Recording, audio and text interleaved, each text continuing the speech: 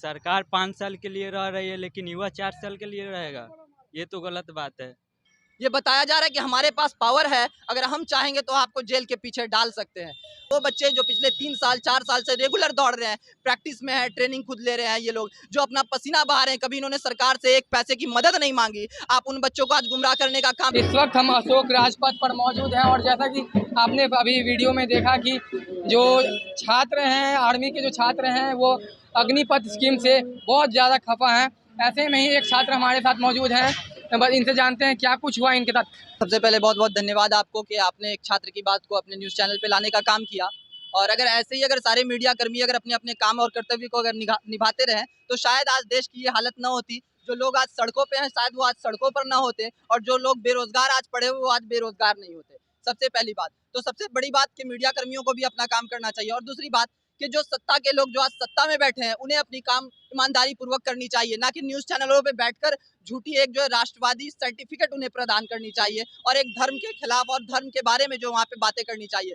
क्योंकि आप समझिए सरकार की नीतियों को क्यों आज इस तरह की बातें की जा रही है, क्यों आज लोगों में जो है एक दूसरे के खिलाफ जो है नफरत फैलाई जा रही है, क्यों ये वजह है? क्योंकि सीधी सी बात है कि अगर आप उन्हें अगर दूसरे ट्रैक पे ले जाएंगे तो वो पिछले ट्रैक को भूल जाएंगे, दूसरी बात वो भूल जाएंगे। आज युवा जो इस देश के है वो परेशान है, किस वजह से? बेरोजगारी से। आपने क्या किया?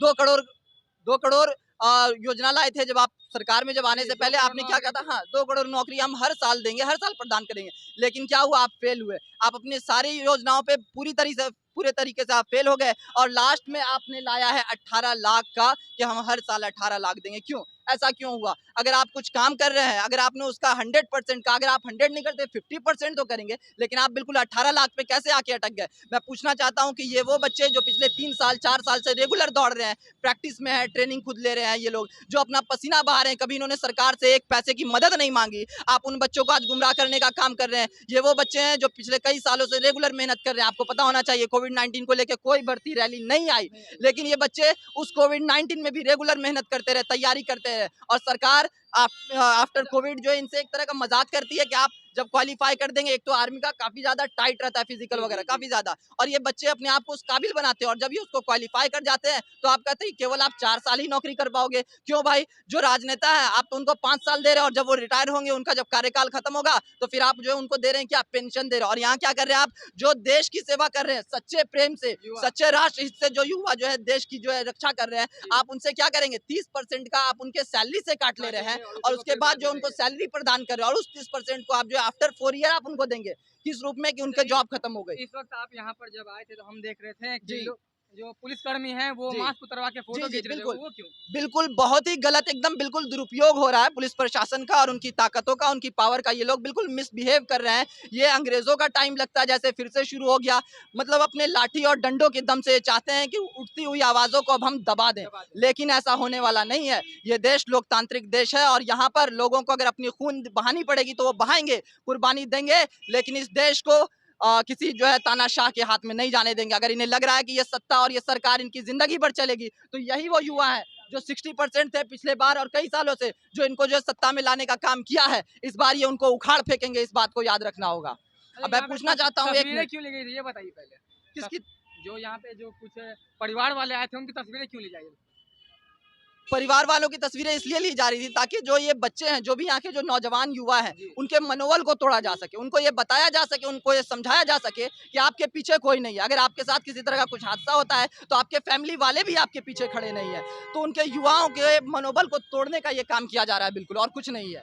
ये बताया जा रहा है कि हमारे पास पावर है, अगर हम चाहेंगे तो आपको जेल के पीछे डाल सकते हैं। और देश के हालात को आप समझ रहे हैं, देख रहे हैं कि कभी भी जो है पॉइंट पे बात नहीं की जा रही है। क्यों आज युवा रोड पे है? क्यों आज बहुत सारे जो है लोग जो है रोड पे क्यों है? वजह क्या है? आप इस चीज को देखिए ना, क्यों इस तरह के प्रदर्शन करने पड़ रहे हैं? वजह क्या है? अगर युवाओं को अगर रोजगार दिया होता तो किसके पास टाइम है, किसके पास फुर्सत है जो यहाँ रोड पर होते? आज आपने उन्हें निकम्मा कर दिया, बिल्कुल बेकार कर दिया। जो भी रोजगार था आपने छीन लिया है उनसे, तब तो आज वो लोग रोड पे हैं, तब तो आज ऐसी सी नौबत आ रही है। अगर ये नौबत नहीं आती, अगर आप उन्हें रोजगार देते तब, अगर आप अपने मैनिफेस्टो में लिखे हुए सारे वादों को पूरा करते तब आज ये देश की हालत नहीं होती।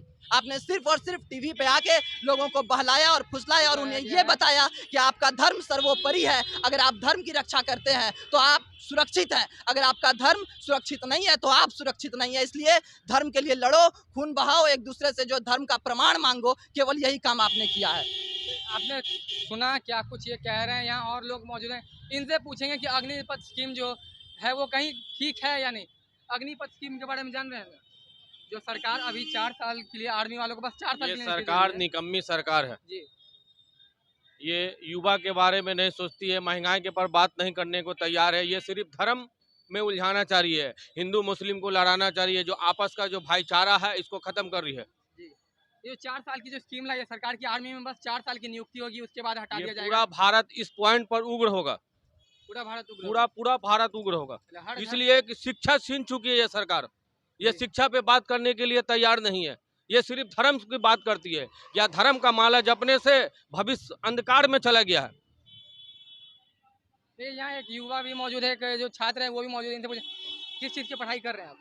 हम तो अभी एसएससी का कर रहे हैं। अगर उसमें भी सरकार बोल दे कि बस 4 साल की नियुक्ति देंगे उसके बाद नहीं देंगे तो नहीं, तो ये तो बात गलत है, ये बात गलत है, ये बात गलत हो जाएगी। बहुत गलत है। नहीं, अभी सरकार की जो कार्यकाल होती है वो भी 5 साल की होती है और 6 साल की होती है, लेकिन आप लोग जो नौकरी कर रहे हैं, युवा जो अभी भर्ती होंगे आर्मी में, उनको बस 4 साल की दे रही है, उसके बाद पेंशन भी नहीं। क्या कहीं ये ठीक है? नहीं, ये गलत है। सरकार 5 साल के लिए रह रही है लेकिन युवा 4 साल के लिए रहेगा, ये तो गलत बात है। 40 साल की नौकरी को 4 साल पर ला देना, ये तो बहुत बड़ी गलती है। बहुत बड़ी गलती है जी। कहीं ना कहीं इस बार सरकार को झेलना भी पड़ेगा कुछ। हाँ, बहुत बड़ा झेलना पड़ेगा इस।